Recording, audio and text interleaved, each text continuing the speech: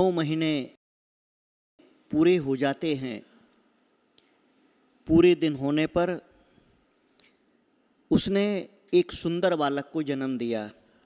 कारण वह धनश्री मूर्छित हो जाती है, बेहोश हो जाती है, उसे कुछ होश नहीं रहता है। और वह जो श्रीदत्त था, जिसके मन में दुष्ट संकल्प था, उसने उसका गुप्त वध कराने के लिए एक योजना बनाई और योजना बना करके और धनश्री को बेहोश देख करके उसने अपने कुटुंब की, अपने घर की एक बुढ़िया के द्वारा, जो बूढ़ी औरत थी, उसके द्वारा एक पूरे मोहल्ले में सब जगह खबर फैला दी कि धनश्री के यहाँ पर जो बालक उत्पन्न हुआ है वो बालक मरा हुआ उत्पन्न हुआ है।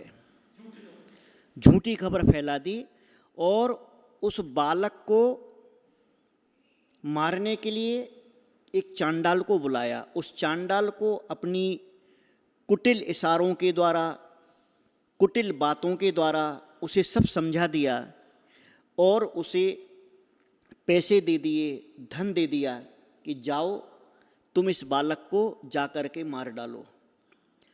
अब वह चांडाल बालक को लेकर के जाता है और ऐसे एकांत स्थान में जाता है जहाँ पर कोई देख ना पाए उसे।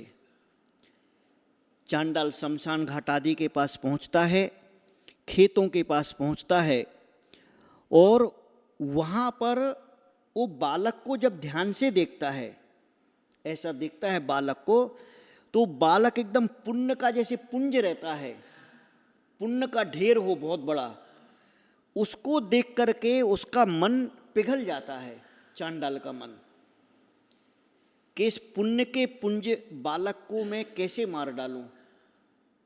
जबकि चांडाल आदि जो होते हैं वे बड़े क्रूर हृदय होते हैं, उनके अंदर दया नहीं होती है पशु आदि का वध करने के लिए। परंतु इस बालक का तेज पुंज देख करके वो दया से भर जाता है, इसके अंदर दया उत्पन्न हो जाती है और प्रसन्न हो जाता है। ये चांडाल बालक की प्रसन्नता को देख करके प्रसन्न हो जाता है और उसके बाद में वह उस बालक को वहीं एकांत में ज्यों का त्यों छोड़ करके वहाँ से चला जाता है, जीवित छोड़ करके चला जाता है।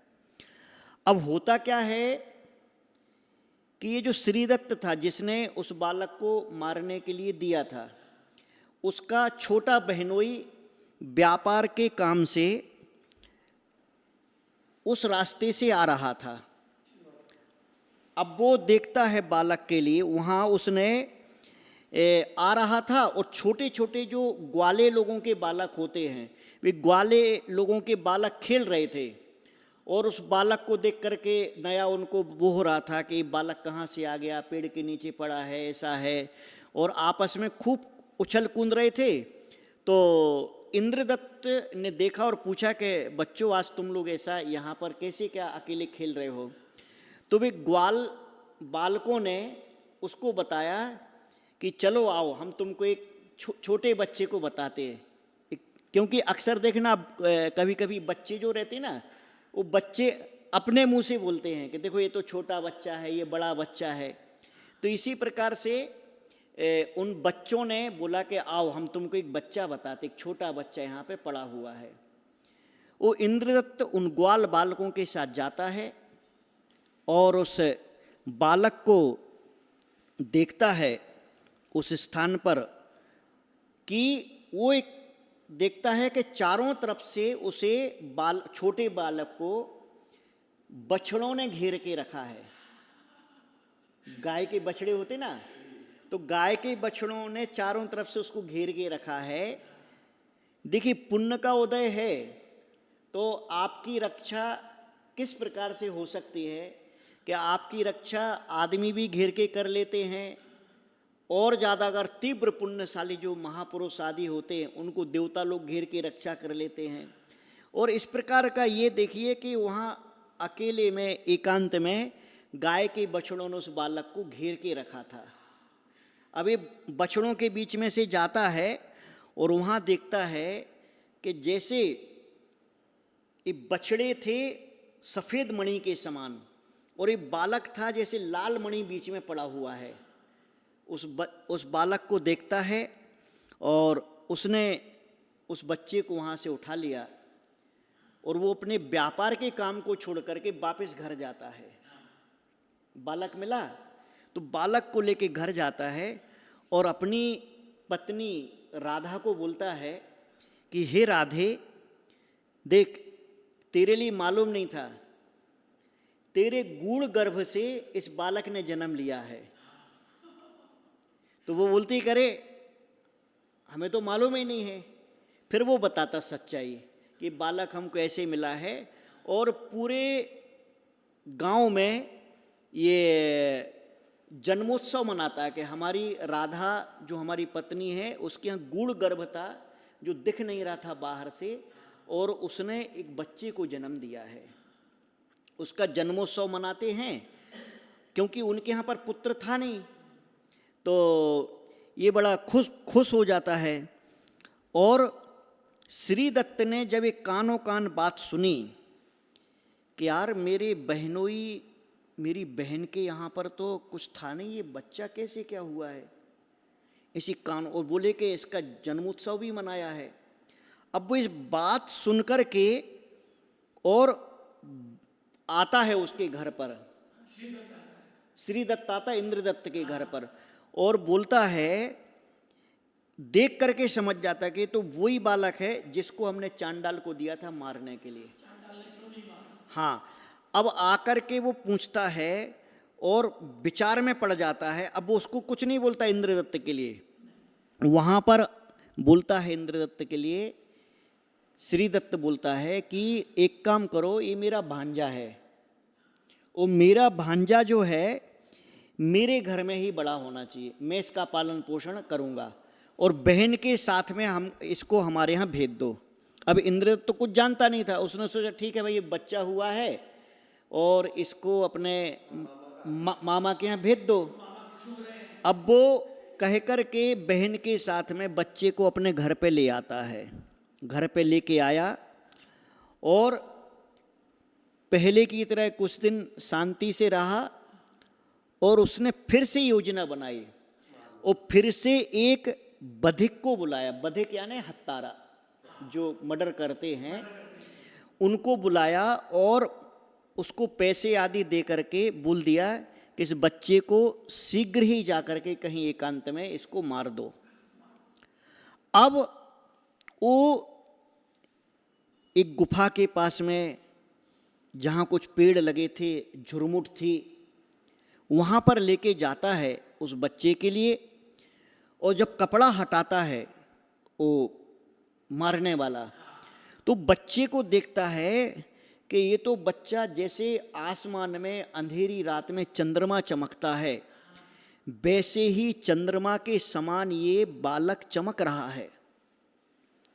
और उस बालक की ऐसी चमक को देख करके एकदम वो अभिभूत हो जाता है और एकदम उसका हृदय दयालु हो जाता है और वो पिघल जाता है और बोलता है, मन में सोचता है कि मैं इस बालक को मार करके क्यों पाप का भागीदारी बनूं, ये तो निर्दोष है बच्चा, इस सेठ की कोई करतूत होगी।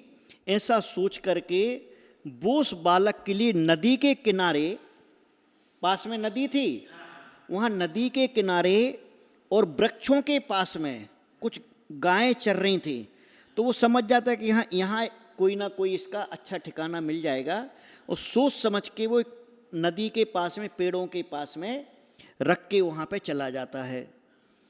अब वो जाता है। अब देखिए पुण्य का उदय कैसे काम करता है कि उसके पुण्य के कारण वहाँ जो आसपास गायें चर रही थीं, वे गायें उसके पास आईं और वे गाय उसके मुंह के ऊपर अपने आप दूध झराने लगी। उस बालक के ऊपर आकर के दूध झराने लगी। अब इसे क्या हुआ कि जो ग्वाले थे, जो गाय चराने आए थे ग्वाले, वे बोले कि यार ये गायें इस तरफ कहाँ जा रही हैं बार बार पेड़ के पास में। अब वो कौतुक हुआ उनको, एक कौतुक को देखने के लिए। अब वे अच्छा दूध झराने के साथ में रमा भी रही थी, जो आवाज करती हैं गाय, गाय की आवाज को रमाना कहते। अब वो रमा भी रही थी और आकर के दूध झराई थी। अब वो शाम हो गई तो एक ग्वाले बोले कि यार अपन अब चलते गायों को इकट्ठा करते लेके। और उन्होंने देखा, जब पास में जाकर के देखा तो वो बालक के ऊपर दूध झर रहा था। तो उन्होंने जाकर के गायों को नहीं उठाया, पहले वहाँ से जाकर के उनका जो सरदार था, उनका जो मालिक था सभी गायों का, वो था गोविंद नाम का ग्वाला। तो गोविंद नाम के ग्वाले के पास जाकर के वो बच्चे बोलते हैं कि देखो ऐसा ऐसा हुआ है काका, वहाँ पर एक बालक पड़ा हुआ है नदी के किनारे पेड़ों के पास में, और अपनी गाय वहाँ पर जाकर के दूध झरा रही है और खूब आवाज भी कर रही, रमा रही है। तो वो गोविंद उन बच्चों के साथ आता है और देखता है कौतुक को कि ये तो बड़ा आश्चर्य हो रहा, उसने पहली बार देखा था जीवन में कि अपने अब दूध गाय झरा रही। और आने के बाद में वो उस सुंदर बालक को उठा लेता है और बालक को ले जाता है और पुत्र स्नेह से घर ले गया। उस बालक के लिए अच्छे से उसका पालन पोषण किया। बचपन से ही दूध दही घी का भंडार था, ग्वाला था। तो वहाँ पर पहले से पुण्यवान जीव था और उसने खूब दूध दही घी खा करके, अच्छी मेहनत करके, परिश्रम करके, वो बहुत ही सुंदर, बहुत ही सुंदरता को प्राप्त हुआ। ग्वाले का माने ग्वाले के घर में रह करके पला बड़ा। और अब वो तो अपने माँ बाप को इनको ही समझता था कि गोविंद मेरा पिता है और ये जो सुनंदा है गोविंद की पत्नी वो मेरी माँ है। तो ऐसे माँ बाप के लाड़ प्यार में बड़ा होता गया और वो उसका नाम रखा धन कीर्ति। उसका बच्चे का नाम रखा धन कीर्ति। अब धीरे धीरे जब ये धन कीर्ति युवावस्था को प्राप्त हुआ, बड़ा हो गया बच्चा, जवान, तो एक दिन वो श्री दत्त घी के व्यापार के लिए, घी को खरीदने के लिए ये गोविंद के यहाँ आता है। और गोविंद के यहाँ जब ये आता है, घी आया, और उसने क्या किया कि वो गोविंद के पास ये लड़के को देखा। देखते ही साथ ये श्रीदत्त बोला, गोविंद तू ये बता कि तेरे पास मैंने पहले कभी सुना नहीं था, ये लड़का किसका है, तेरे लिए लड़का कहाँ से मिला है। अब वो गोविंद नाम का जो ग्वाला था कि उसने बता दिया कि ये मेरे लिए ऐसे ऐसे जंगल में मिला था, इतने साल पहले मिला था और ऐसा मैंने इसको पाल पोस करके बड़ा किया है। अब वो श्रीदत्त था तो श्रीदत्त ने क्या किया, गोविंद मेरी एक बात सुन, मेरे लिए अर्जेंट, मेरे लिए तो यहाँ व्यापार करना है, घी आदि का खरीदना है, और मेरे घर पर एक अर्जेंट खबर भेजना है, बहुत ही जरूरी, और मैं जा नहीं सकता और तू यहाँ काम में लगा हुआ है। तू एक काम कर, ये जो तुम्हारा लड़का है इस लड़के को भेज दो खबर लेकर के कि हमारे यहाँ पे चला जाए घर पे, तो ये जरूरी बात बोल देगा। और ये पत्र लिख के देता हूँ मैं, तो ये पत्र पर मैं अपनी सील लगा देता हूँ, जिसमें माने ये पक्का हो जाए कि श्रीदत्त सेठ ने ही इस बच्चे को भेजा है। अब गोविंद ने श्रीदत्त की बात स्वीकार कर ली, ठीक है भाई भेज देता हूँ बच्चे को। तो पत्र में जो लिखा था उस श्रीदत्त ने, वो ये लिखा था, अपने बेटे के लिए पत्र लिखा था, हे पुत्र महाबल, यह जो लड़का चिट्ठी लेके पत्र लेकर के मैंने तुम्हारे पास भेजा है, यह जो तुम्हारे सामने खड़ा है, यह लड़का हमारे वंश का विनाश करने वाला है, ये हमारे वंश का विनाश कर देगा। अतः अगर तुम मुझे अपना पिता मानते हो तो, और अपनी माँ को कहो कि वो मुझे अपना पति मानती है, तो मेरा इंतजार किए बिना, मेरा रास्ता देखे बिना तुरंत इस बालक को या तो विष दे दो, या तो विष दे दो या फिर मूसल से मार डालो, जिससे हमारा वंश बच जाएगा। एक काम तुम्हें तुरंत करना है। पत्र में लिख दिया। अब वो गोविंद जो था और श्री दत्त, इनकी आज्ञा पा करके वो जो सील लगी हुई थी चिट्ठी पर, मुद्रांकित पत्र को गले में लटका के उसने गले में लटकाया। वो तो उसको कोई वो नहीं था, जैसे गले में बांधा धागे में, वो चिट्ठी लेके जा रहा था। अब वो लटका के उज्जैनी नगरी के पास गया और उज्जैनी नगरी की ओर चला, जहां पर वह पूर्व जन्म में इसके पहले मृगसेन धीवर था। अब देखना, वहां जब वो पहुंचता है और उसी नगरी में जो जिस मछली को उसने छोड़ा था 5 बार, वो मछली जो थी उसने भी वहीं पर जन्म लिया था। अनंग सेना नाम की वेश्या बनी वो। अब देखिए, अब नगरी के जैसे ही निकट पहुंचता है उज्जैनी नगरी के पास में, तो वहां पर एक आमों का वन था, आम्रवन। उस आमों के वन के पास में गया और थकान मिटाने के लिए वो गहरी नींद में वहां सो गया एक पेड़ के नीचे। अब हुआ क्या कि वो जो पूर्व जन्म में जिसका उपकार किया गया था, वो अनंग सेना वेश्या फूल चुनने के लिए आई थी जंगल में। वो फूल उसने चुन लिए। वो फूलों को चुन करके अब वो वस्त्र अलंकारों से सुसज्जित थी और सभी विद्याओं में निपुण थी, और पूर्व जन्म में उपकार किया था इसने। अब वो भी उसको वो था, कोई पूर्व जन्म का रहता ना, किसी के प्रति देख करके अचानक शत्रुता हो जाती, किसी को देख करके प्रेम भाव होता, किसी के प्रति मित्री भाव होता है, तो ये भी पूर्व जन्मों के संबंध रहते हैं। तो अनंग सेना फूलों को चुन करके वो आम के पेड़ के पास गई और उसने समस्त लक्षणों से युक्त युवा उस लड़के को देखा, धनकीर्ति को, और वो सुंदर रूप को देख करके और ऐसा पूर्व जन्म का मैत्री भाव उसके अंदर जागा। तो वो क्या किया उसने कि धनकीर्ति को जैसे ही देखा और एक तक बहुत देर तक देखती रही। अब वो समझ नहीं पा रही थी कि है क्या, हाँ, एक तक देखती रही, एक पलक। अब वो देखते देखते उसकी नज़र जो है ना, उसकी नज़र पड़ी, उसकी दृष्टि गले में, कि गले में क्या लटकाया इसने, धागे में। तो उसने वो गले में से पत्र निकाला और पत्र में उस श्री दत्त का कुटिल लेख है। उस श्री दत्त की सी लगी थी राजश्रेठी, और ये सब देख के वो समझ गई कि श्री दत्त नाम का जो सेठ है, इसका जो कुटिल हृदय है, इसमें उसने क्या क्या लिखा है।